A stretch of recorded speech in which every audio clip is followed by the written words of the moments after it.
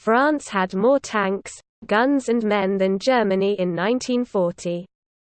It is always assumed that during the Second World War the Germans bludgeoned their way to victory with a highly modern and mechanized army and air force that was superior to anything the Allies could muster in May 1940. The reality of WW2 was very different.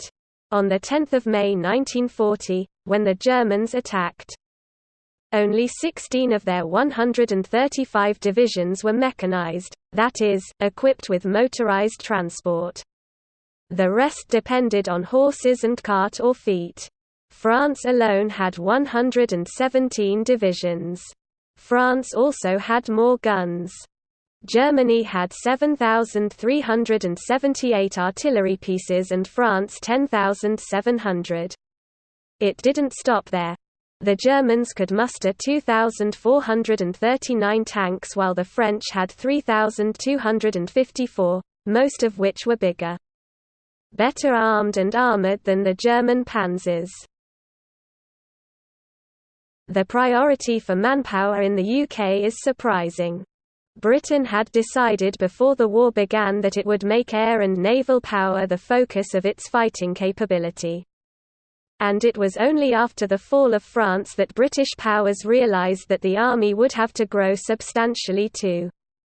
However, right up until the spring of 1944, the priority for manpower in the UK was not the Navy, RAF, Army, or even the Merchant Navy, but the Ministry of Aircraft Production. In the war, Britain alone built 132,500 aircraft.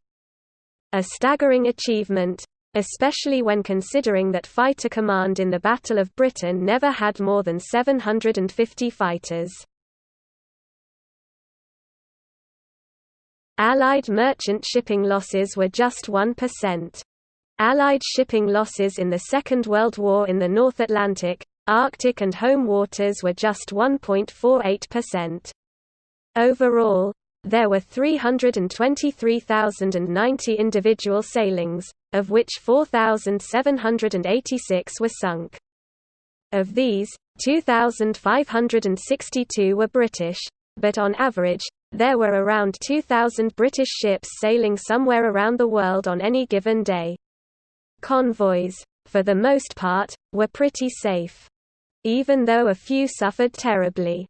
Independent sailings and stragglers from convoys suffered the worst, but faster independent sailings were needed to cut down on unloading time and congestion, which was the drawback of the convoy system.